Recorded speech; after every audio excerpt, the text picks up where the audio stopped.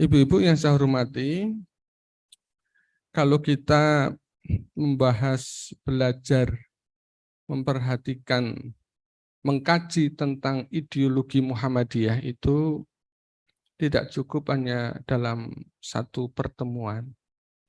Mungkin dalam beberapa pertemuan itu baru kita bisa mempelajari secara lebih utuh ya tentang ideologi. Nah, sebelum masuk di ideologi, Bapak Ibu-ibu yang saya hormati,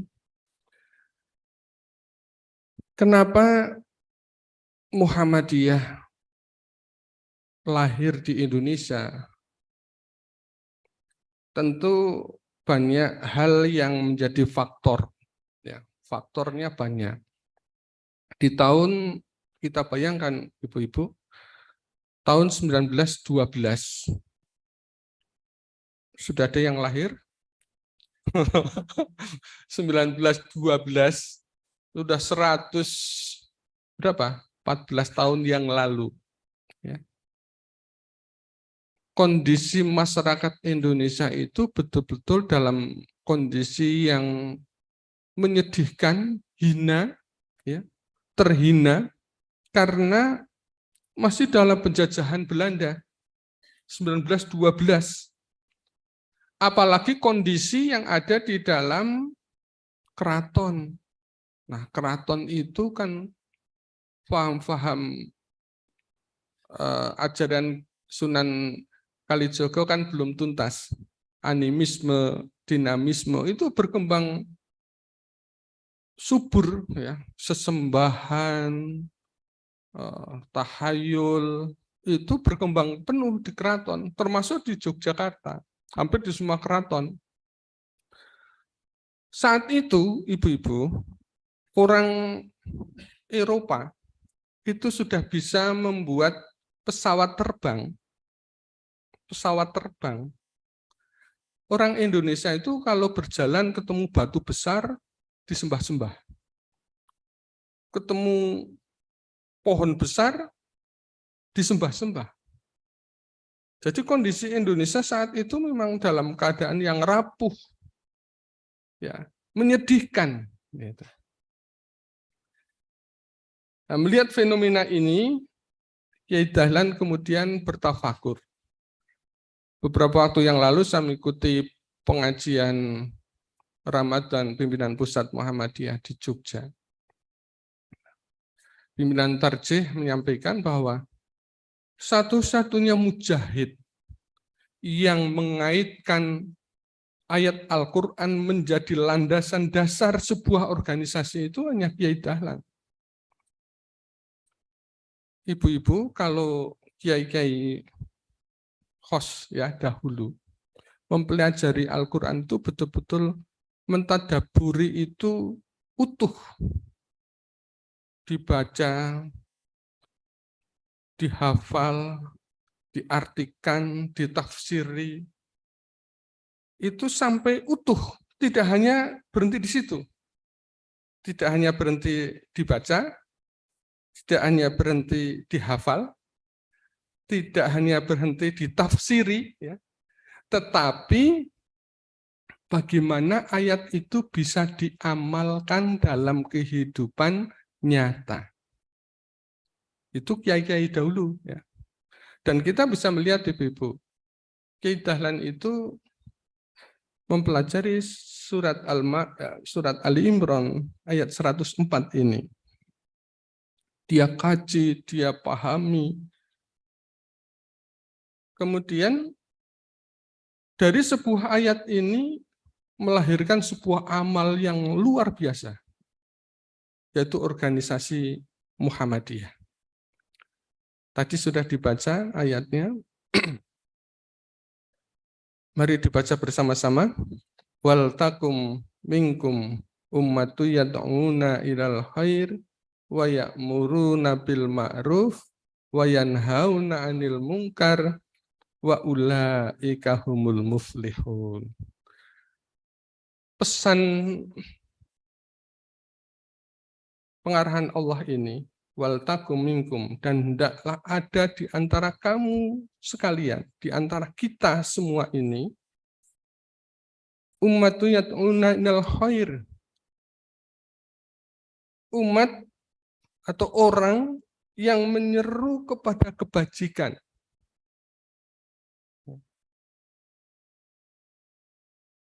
Wa ya'muruna bil ma'ruf, menyuruh kepada yang ma'ruf, yang baik, wa yanhauna 'anil munkar, mencegah yang mungkar, wa ulaika humul muflihun. Dan merekalah orang-orang yang beruntung. Ibu-ibu, kalau kita pahami ayat ini sungguh dalam. Perintah pengarahan Allah itu hendaklah ada. Wal takum minkum, hendaklah ada di antara kamu semua itu ummatu yad'una ilal khairi. Umat, segolongan umat, sebagian umat, namanya segolongan umat, sebagian umat itu banyak atau sedikit? Sedikit. Sebagian umat yang apa? Menyeru kepada kebaikan, mencegah yang mungkar, wa ulaika humul muflihun. Mereka orang-orang yang beruntung. Nah, ibu-ibu, kata-kata yang terakhir ini. Orang-orang yang beruntung. Kenapa beruntung?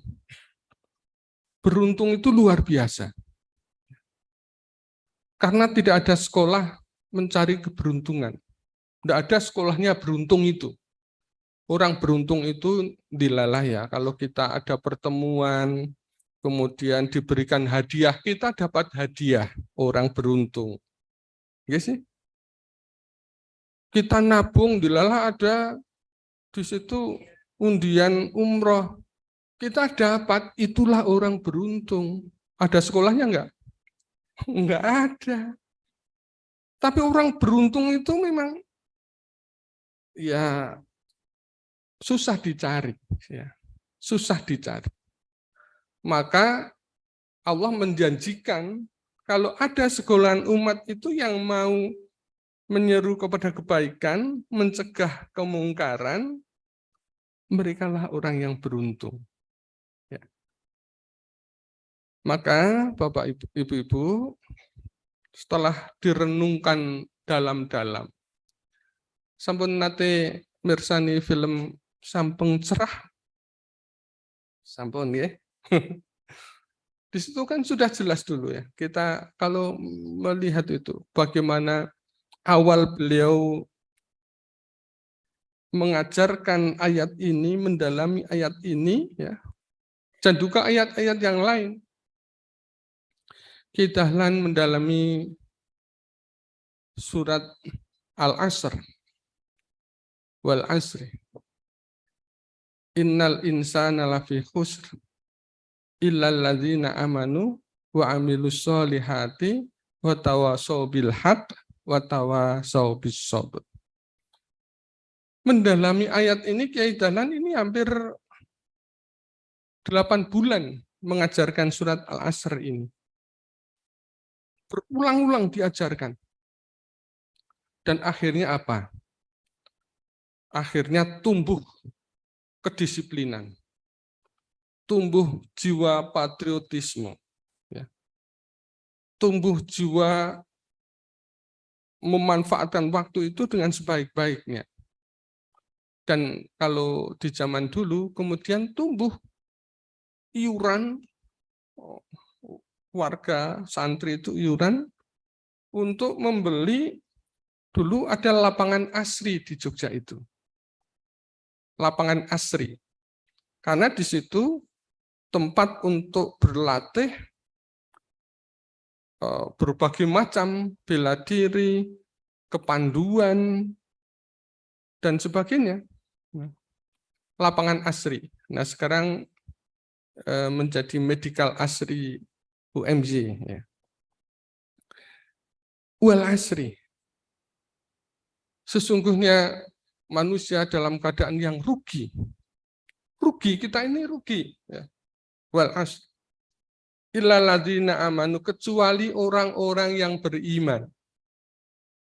wa amilus sholihat, dan beramal soleh, wa tawasau bil haq, saling nasihat menasihati dalam kesabaran, wa tawasau bis sabr, dan nasihat menasihati dengan penuh kesabaran.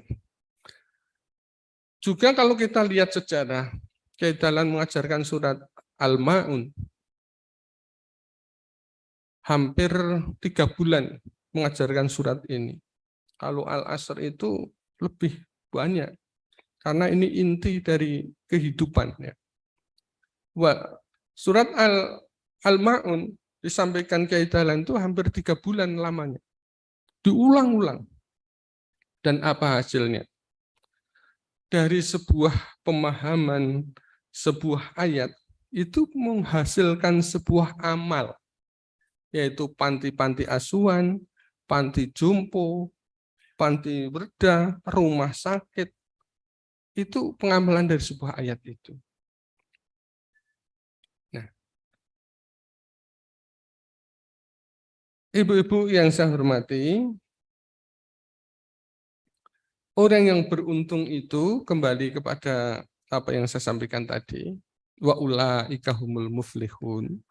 Orang yang beruntung itu adalah orang yang bisa berubah ke arah yang lebih baik. Dari yang tidak suka beribadah menjadi suka beribadah. Dari yang semula berbuat maksiat berubah menjadi taat.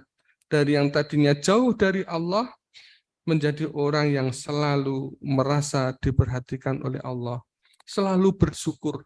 Itulah orang-orang yang beruntung. Dan kita berdoa ya mudah-mudahan kita semua ini, karena ini sebagian, tidak banyak, ya. Sebagian ini yang hadir ini betul-betul menjadi orang-orang yang muflihun, ya.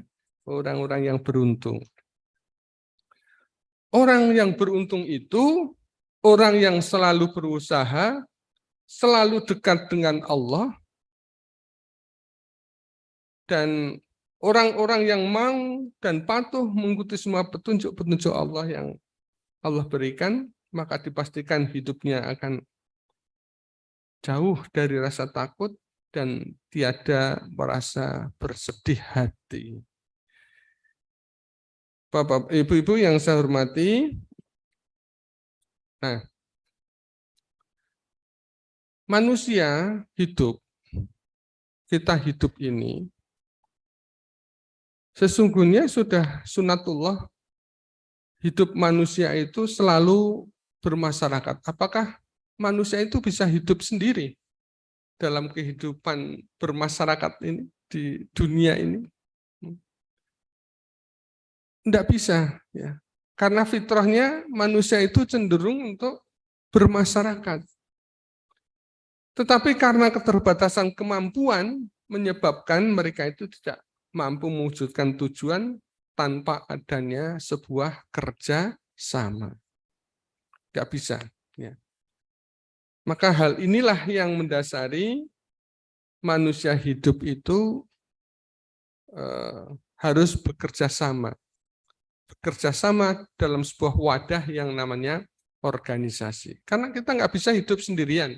Coba kalau kita hidup sendiri, bisa bayangkan, mau makan, nanam padi dulu, lah kapan panennya.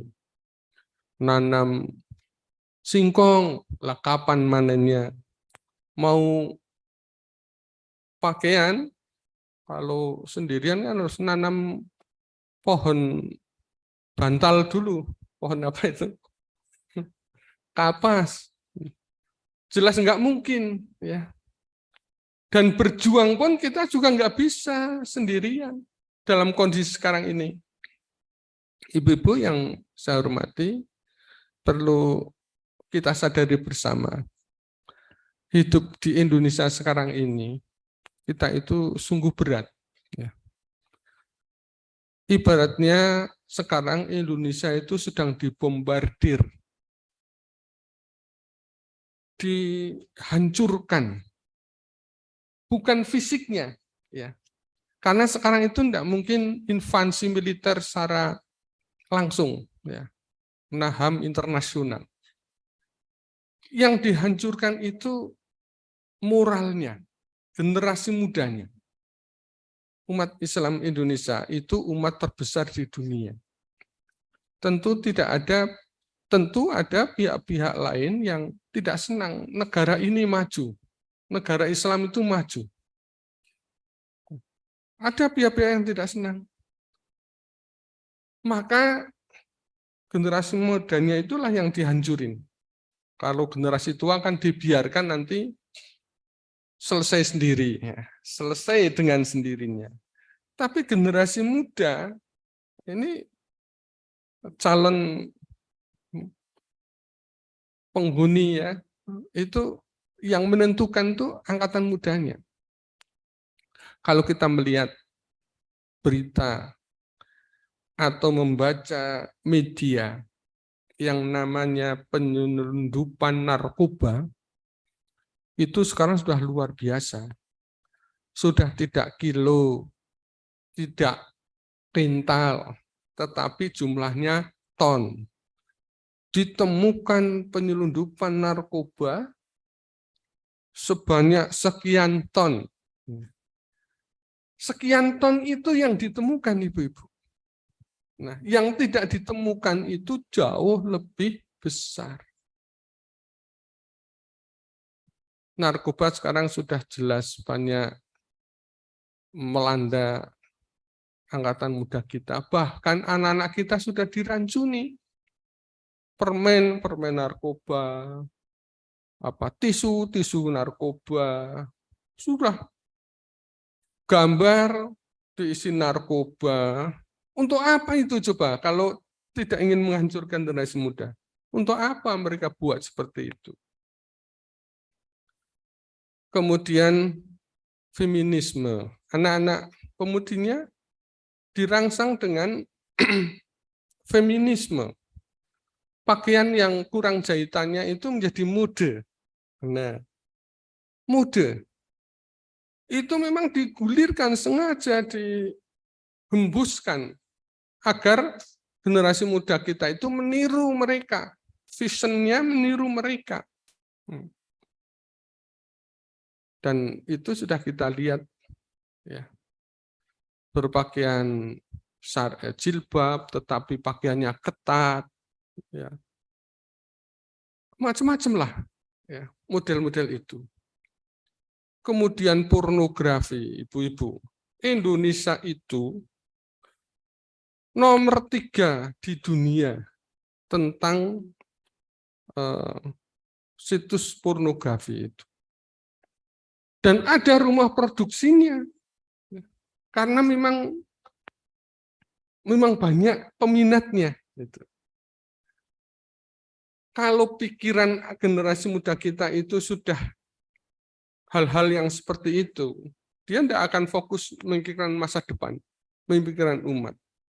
Mikirkan diri sendiri saja sudah susah kok, apalagi memikirkan masa depan. Belum lagi yang namanya miras. Wah, itu luar biasa, Bu. Rokok. Nah, rokok itu semuanya bermula dari rokok ini. Anak-anak kita yang Wonosobo ini kan daerah dingin. Orang tuanya sudah biasa merokok. Anak-anaknya mulai TK, SD itu sudah biasa merokok kalau di daerah-daerah pinggiran. Kalau anak-anak sudah kecanduan rokok, suatu saat sudah tidak punya uang, terus mau apa? Dia pasti akan malak temannya. Karena rokok itu sumber kenakalan awal.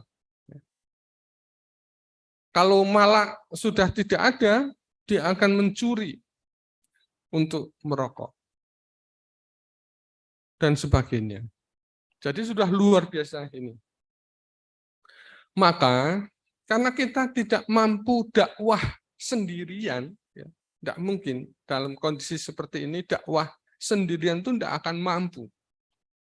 Maka perlu sebuah organisasi. Gitu ya, Ibu-ibu ya. Apa itu organisasi? Napa, Bu, organisasi itu? kumpulan orang, punya tujuan.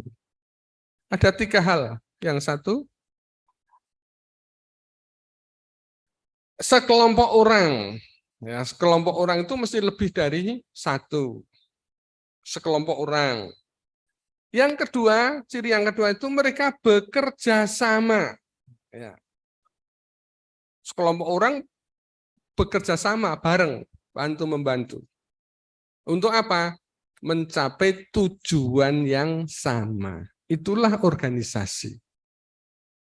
Jadi, seperti Aisyah ini udah sekelompok orang bekerja sama bareng-bareng untuk apa? Mewujudkan tujuan yang sama. Nah.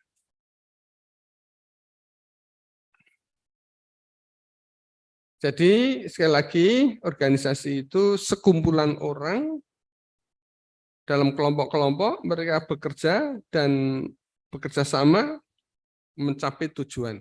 Itulah namanya organisasi. Dulu Kiai Dahlan membentuk Muhammadiyah ini juga belajar dari organisasi yang ada sebelumnya, yaitu Budi Utomo.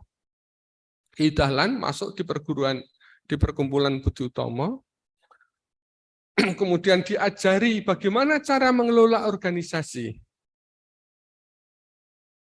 Dengan catatan Kiai Dahlan menjadi anggota Budi Utomo, di situ menjadi kiai, ngaji, memberikan tausiah di perkumpulan Budi Utomo itu. Jadi saling membantu. Ya.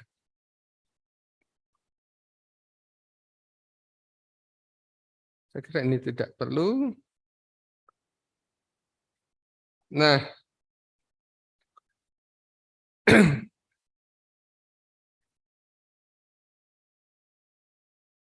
organisasi Muhammadiyah Aisyah yang didirikan tahun 1912 oleh Kiai Dahlan itu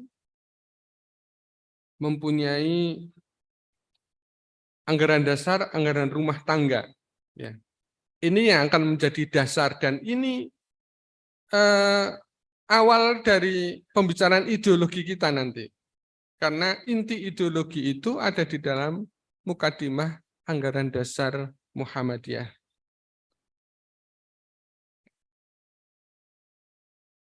Di dalam anggaran dasar dan anggaran rumah tangga Muhammadiyah bab 2 pasal 5, lambang Muhammadiyah dan Aisyah ini kan sama.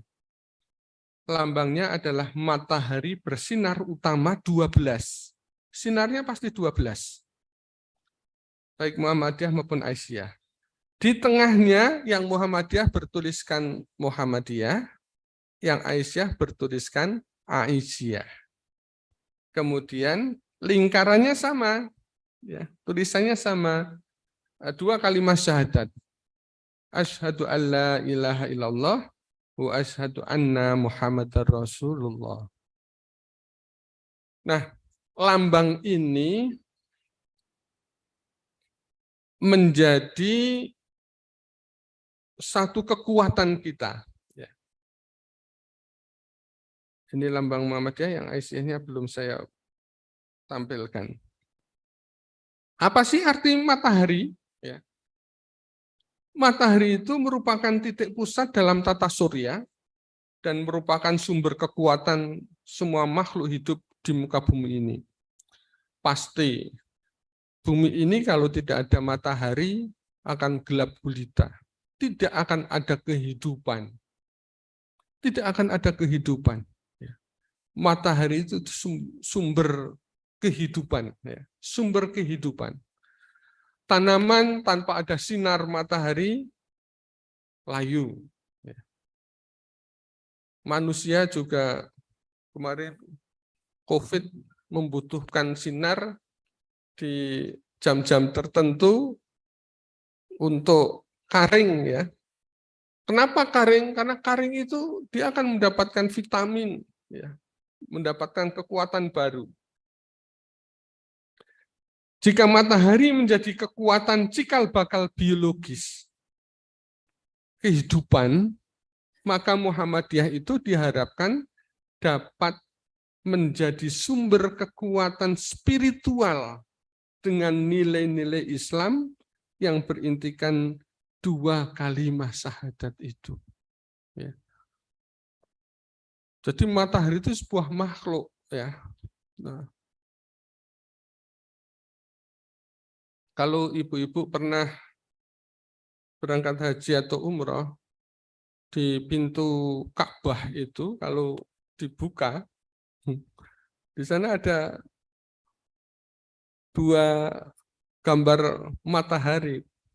Mungkin Kiai Dahlan kan dulu 2 kali berhaji itu dan bermukim di Mekah, mendalami, menghayati, dan mungkin terinspirasi dari simbol Ka'bah itu, ya.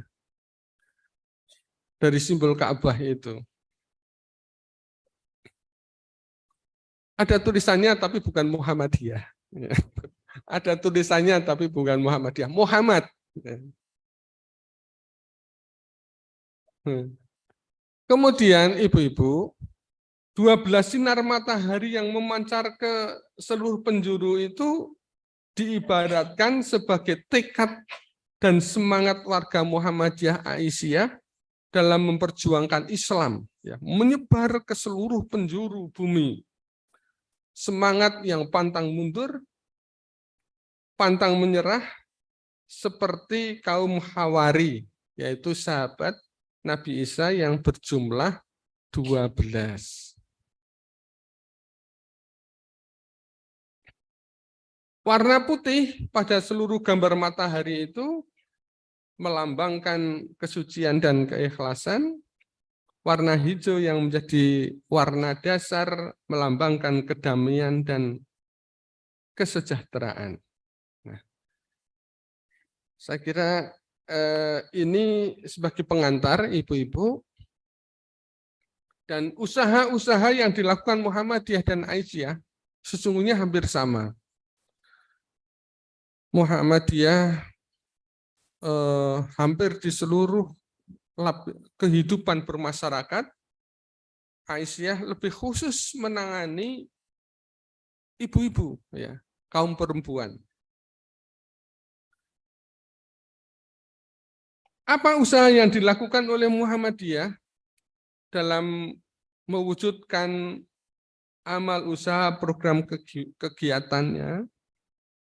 Di antaranya adalah menanamkan keyakinan, memperdalam dan memperluas pemahaman, meningkatkan pengamalan dan penyebar luasan ajaran Islam dalam berbagai aspek kehidupan. Jadi ibu-ibu sekalian, sesungguhnya bermuhammadiyah, beraisyah, itu adalah mengamalkan adinul Islam. Tidak ada lain. Jadi kalau kita berjuang di Muhammadiyah dan Aisyah, itu sesungguhnya adalah berjuang untuk menegakkan adinul Islam. Dan kita tidak perlu ragu sekarang ini. Enggak perlu ragu lagi tentang Muhammadiyah dan Aisyah ini. Karena Muhammadiyah dan Aisyah itu sebuah organisasi yang sah secara hukum, karena dulu sejak Kiai Dahlan mendirikan Muhammadiyah tahun 1912, tahun 1914, 2 tahun kemudian, itu sudah mendapatkan pengesahan dari pemerintah Hindia Belanda. Ya, sudah mendapat pengakuan organisasi oleh pemerintah Hindia Belanda. Kemudian diperbaiki, sampai sekarang ini. Di semua lembaga sudah mendapatkan pengesahan dari badan yang setingkat. Ya. Badan hukum Muhammadiyah itu sudah lengkap. Dan secara syar'i, Muhammadiyah ini sudah berkhidmat dan Aisyah ini berkhidmat hampir 114 tahun. Tidak perlu diragukan lagi. kalau toh ada yang menganggap Muhammadiyah itu salah, Muhammadiyah itu sesat, ya. Kalau Muhammadiyah sesat, itu sudah dibredel dulu-dulu. Wong sekarang ini ada organisasi baru yang salah pahamnya, itu enggak hitungan bulan kok, hitungan hari, hitungan minggu itu sudah dibredel pemerintah dan masyarakat. Muhammadiyah ini sudah 114 tahun lebih. Ya. Jadi kita nggak usah ragu lagi. Kalau misalnya kemarin kalau ibu-ibu baca, tadi sudah sampaikan Pak Yakin, tentang survei Denny Januar Ali itu, Denny JA, yang warga Muhammadiyah dari tahun 2005 sampai 2023 menurun drastis dari 9,7% menjadi 5, sekian persen. Ya nggak usah terlalu dipikir ya. Karena apa? Bapak Ibu perlu tahu, Denny JA itu adalah ketua lembaga survei lingkaran survei Indonesia. Dia juga survei tentang politik. Ya. Dulu tahun 2005 dia survei Muhammadiyah dan NU itu karena ada pilkada, pemilu kada, tahun 2005. Sekarang menjelang pemilu 2004, 2023 dia membuat survei lagi. Untuk apa sih ini kalau bukan politik? Dan ibu-ibu perlu tahu kalau kita baca sebelumnya, Denny JA itu juga mengadakan survei politik tentang siapa calon presiden yang unggul di antara 3 capres, Anies, Ganjar, Prabowo. Yang unggul siapa? Prabowo. Itu Denny JA. Jadi itu politik ya. Itu nggak perlu dipikirkan. Kemarin di acara buka mata pemuda Muhammadiyah saya sampaikan kenapa hasil survei ini nggak perlu kita perdebatkan.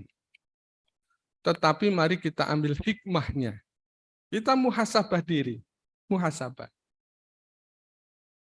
Underannya adalah masalah perkaderan kita. Kan perkaderan kita. Penambahan anggota itu bagaimana kita menyiapkan kader. Coba introspeksi diri. Perkaderan kita. Muhammadiyah Aisyah ini sangat longgar di dalam menjaga identitas ideologi warganya. Sangat longgar. Berbeda dengan sahabat kita ya, di Nahdliyin. Ya. Kalau di Nahdliyin itu, ibu-ibu kan tahu ada yasinan, ada sholawatan, ada berjanjen, manakiban, habiban, apalagi haul, ziarah. Kemarin saya nulis ada 12. Ya. Saya tulis itu, 12 lebih malah. 7 hari dan macam. Dan itu mengumpulkan warga. Jadi ikatan mereka itu kuat. Oh, mereka sering yasinan, sering ketemu, sering kumpul. Kan tahu anggota-anggotanya itu. Jadi ikatan identitas itu menjadi kuat. Coba Aisyah refleksi diri. Apa media kultural apa yang dijadikan pertemuan? Selapanan.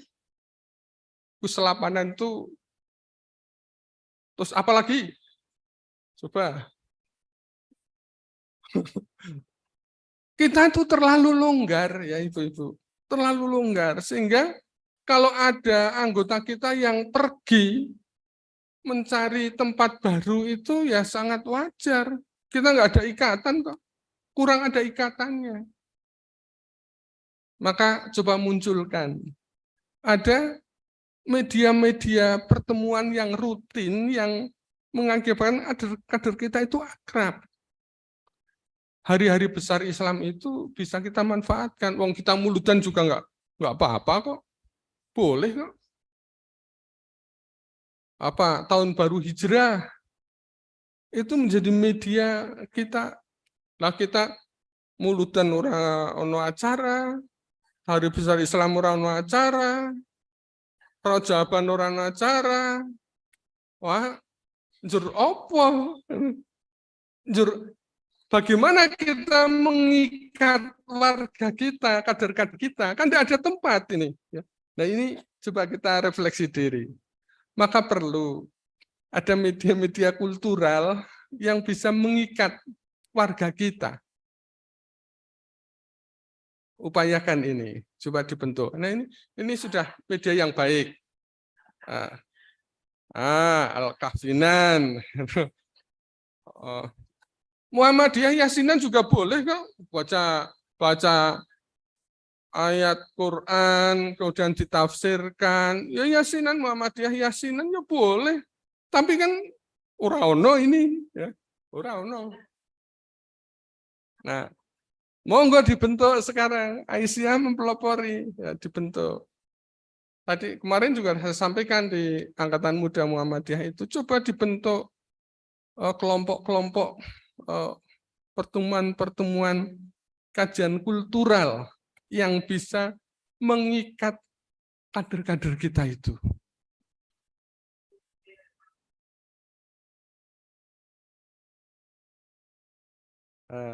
Nah, Ahad Manis, Kemisan, apa-apa, itulah dibuat judul-judul yang menarik itu ya.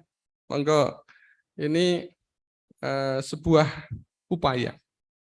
Jadi, saya kira yang namanya musibah itu terkadang membawa hikmah. Kita ini, Muhammadiyah itu turun drastis. Ini musibah kalau dilihat dari hasilnya. Tapi kita ambil hikmahnya. Dari ini, dari survei itu, meskipun itu belum tentu kebenarannya, ya, belum tentu kebenarannya, kita ambil hikmahnya. Mari kita kuatkan, eratkan. Ya. Dari sekian ini yang hadir, coba apakah sudah punya KTA Aisyah semua? Wah, alhamdulillah. Syukurlah. Nah, nanti juga perlu KTA-nisasi, ya, biar. Tapi KTA itu jangan diobral. Dulu waktu awal-awal dulu kita memberikan kartu NBM itu tidak mudah. Jadi untuk mendapatkan NBM itu harus diuji dulu, harus aktif dulu, kemudian di ranting, di cabang atau di ortom, ya. Diuji beberapa bulan, memang teruji, memang aktif, nah baru kita keluarin. Dulu kita keluarkan yang namanya NBM sementara dulu, ya. Masa percobaan, nah, 3 bulan atau berapa, nanti kalau sudah teruji baru kita berikan. Tapi sekarang banyak orang yang mencari KTA, NBM itu kan bukan karena ideologinya pengen menjadi anggota, tapi karena ingin bekerja di amal usaha Muhammadiyah. Wong kemarin itu nyata loh Bu, di rekrutmen PKU itu dapat rekomendasi dari Muhammadiyah cabang, kan harus ada rekomendasi ya. Ditanya apa artinya singkatannya NA. Nahdlatul Aisyah. Ada juga loh yang mengatakan Nahdlatul Aisyah. Itu mendapat rekomendasi dari cabang. Berarti cabang kan juga tidak selektif. Ya. Ini menjadi blunder kita. Ya. Menjadi blunder kita. Baik, Ibu-ibu, saya kira ini pengantar. Kita paling sampai 8:30 ya Bu ya. 8:30 nanti Bu Minci ngisi di Gemarova, habis itu saya. Gantian. 10 menit lagi.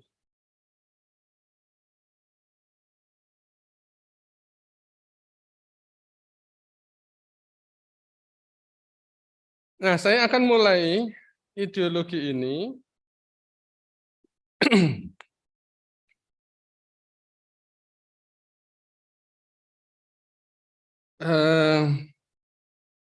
Ibu-ibu,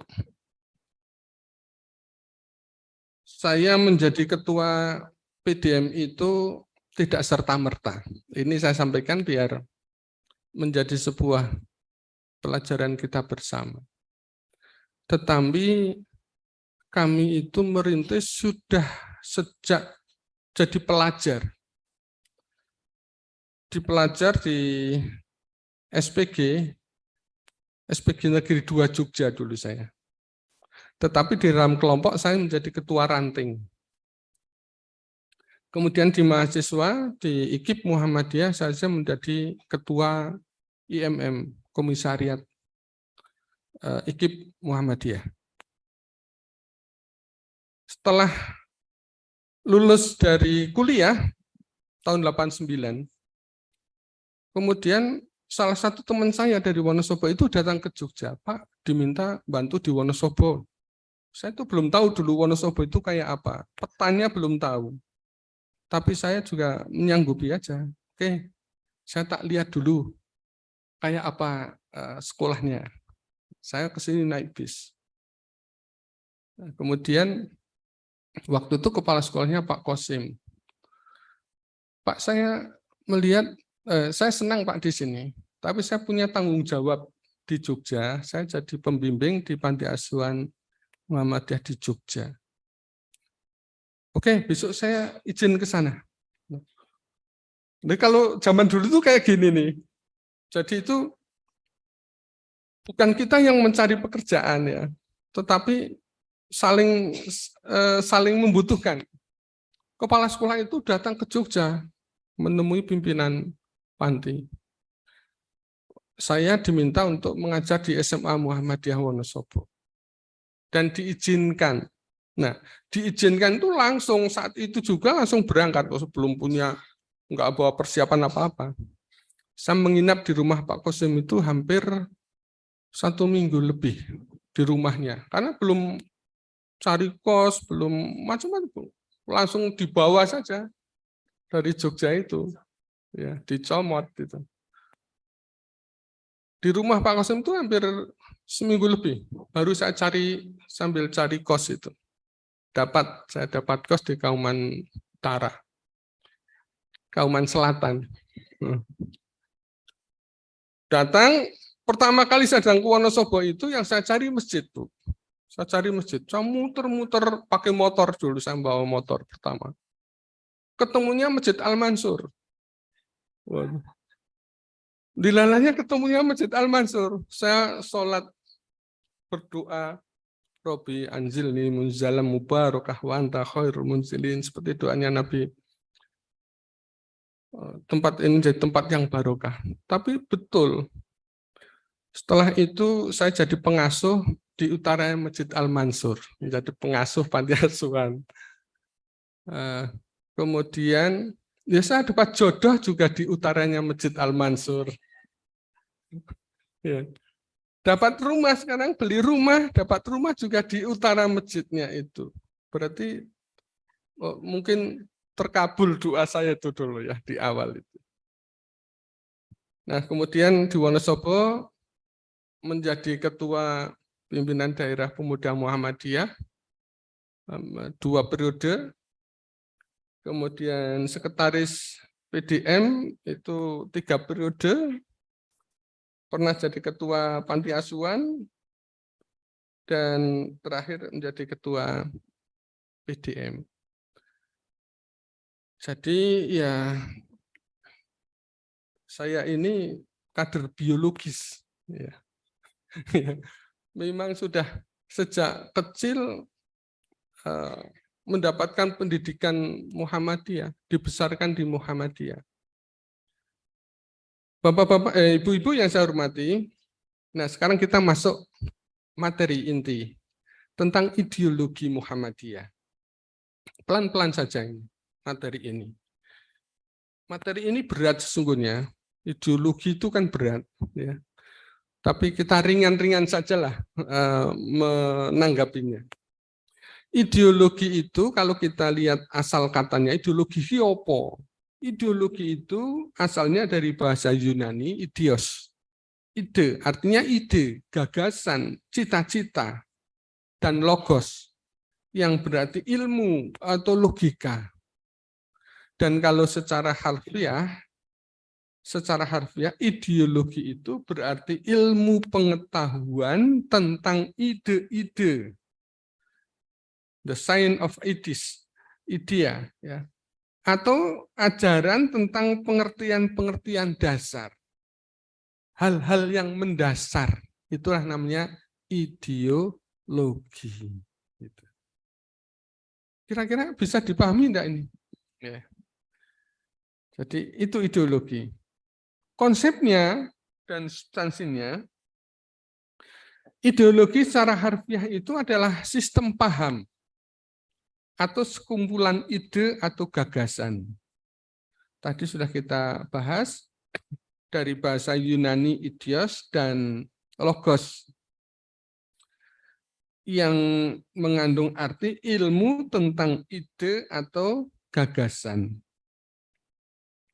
Jadi ibu-ibu, ideologi itu adalah ilmu tentang ide-ide, yakni sebagai suatu cara berpikir dan memandang kehidupan yang dibedakannya dengan cara berpikir metafisika dan agama.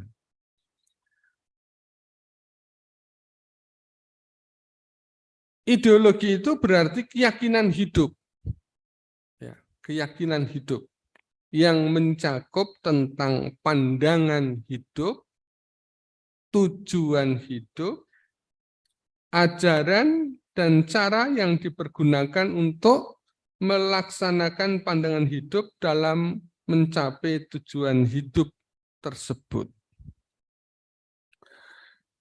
Siapa sih yang memperkenalkan, yang mengenalkan ideologi itu? Nah, tokoh yang memperkenalkan ideologi adalah Descartes de Tracy. Tahun 1757 sampai 1876, seorang filsuf Prancis yang menyebut ideologi itu tentang ilmu, tentang ide-ide, yaitu sebagai suatu cara berpikir dalam memandang kehidupan yang dibedakannya dengan cara berpikir metafisika dan agama. Nah, sekarang ini ibu-ibu tentu sudah pernah mendengar ideologi-ideologi besar dunia itu ada Marxisme. Isme itu artinya paham. Ya. Jadi Marxisme itu paham tentang ideologi Marxis. Sosialisme paham tentang sosialis. Kapitalisme paham tentang kapitalis. Liberalisme paham tentang liberal. Sekularilisme, nasionalisme, konservatifisme, fundamentalisme, feminisme. Feminisme itu dari kata feminim, paham yang mengedepankan berpakaian minim, nah itu feminisme. Pluralisme, artinya paham yang memandang plural, ya, dan sebagainya. Itu ideologi besar dunia. Di era kontemporer dikenal ideologi gerakan Islam seperti revivalisme. Revivalisme itu yang menjaga adab budaya dulu-dulu, ya, nggak berkembang, ya, dijaga budayanya dulu-dulu. Berbeda dengan modernisme. Kalau modernisme itu modern, ya, yang dulu kurang baik sekarang dikembangkan jadi baik. Reformisme, reformis, ya, pembaharuan. Tradisionalisme, ya, lama-lama tradisional, ya. orang tradisional, alat-alat tradisional itu alat-alat lama, ya, jadul, fundamentalisme yang ya fundamentalis, ya. Radikalisme, kalau radikal apa? Yang keras-keras, ya, paham keras ini ya, tentang radikal. Liberalisme. Nah, di Indonesia juga dikenal Pancasila itu namanya ideologi negara. Paham negara. Pancasila, 5 sila itulah ideologi negara. Kira-kira gitu. Nanti biar rada mudeng di Muhammadiyah. Nah, di Muhammadiyah sejak tahun 68 itu sudah mulai ada wacana tentang ideologi. Di Muktamar ke-37 digagas pentingnya pembaruan di bidang ideologi. Waktu itu lebih memilih namanya keyakinan dan cita-cita hidup untuk menggantikan istilah ideologi. Maka dulu kan ada materi MKCH, Matan Keyakinan dan Cita-cita Hidup Muhammadiyah. Itu sesungguhnya ideologi Muhammadiyah. Nah, Tanwir Muhammadiyah tahun 69 di Ponorogo, lahir pemikiran resmi tentang ideologi Muhammadiyah yang dikenal dengan nama MKCH. Itulah konsep ideologi dalam Muhammadiyah yang sistematik selain konsep Muqaddimah Anggaran Dasar Muhammadiyah yang dirumuskan tahun 1946. Salah ini.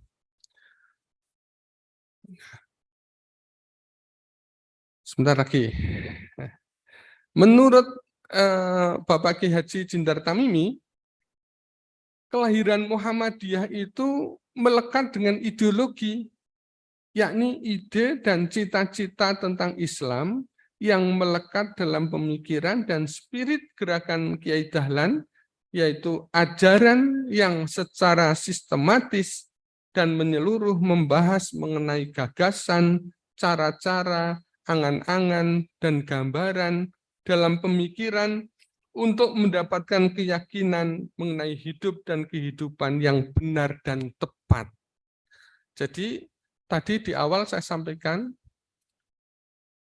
Kiai Dahlan itu satu-satunya mujahid, ya, satu-satunya mujahid yang mengaitkan nas Al-Quran itu menjadi dasar sebuah organisasi.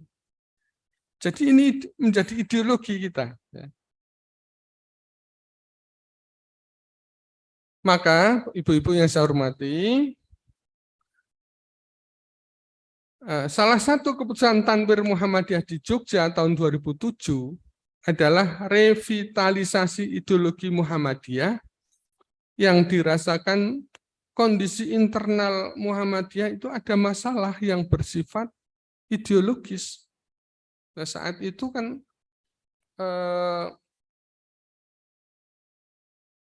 di saat itu kan baru gencar-gencarnya politik, partai politik yang hampir menyamai ormas, gitu ya. Ada ormas, partai politik, tapi kenyataannya di dalam bermasyarakat itu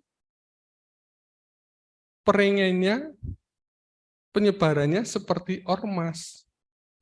Dan waktu itu banyak kader-kader Muhammadiyah yang terpilih di sana. Ya. Ini yang menjadi dasar waktu itu kita perlu, ini ada masalah ini.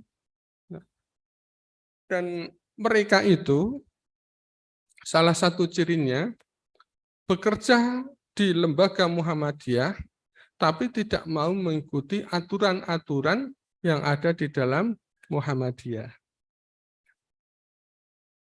Nah, saya kira ini sampai di sini dulu. Ya. Besok kita lanjutkan lagi. Intinya, adanya ideologi itu karena adalah masalah internal di persyarikatan, baik Muhammadiyah dan Aisyah, termasuk amal-amal usahanya, yang banyak pegawai-pegawai Muhammadiyah Aisyah bekerja di Amal Usaha Muhammadiyah dan Aisyah, tapi tidak mau tunduk patuh terhadap keputusan Persyarikatan Muhammadiyah maupun Aisyah. Maka muncullah revitalisasi ideologi Muhammadiyah. Saya kira karena waktunya terbatas, sampai di sini dulu. Insya Allah lain waktu kita lanjutkan kembali. Mohon maaf, nasrun minallah wa fathun qarib wa basyiril mu'minin. Wassalamualaikum warahmatullahi wabarakatuh.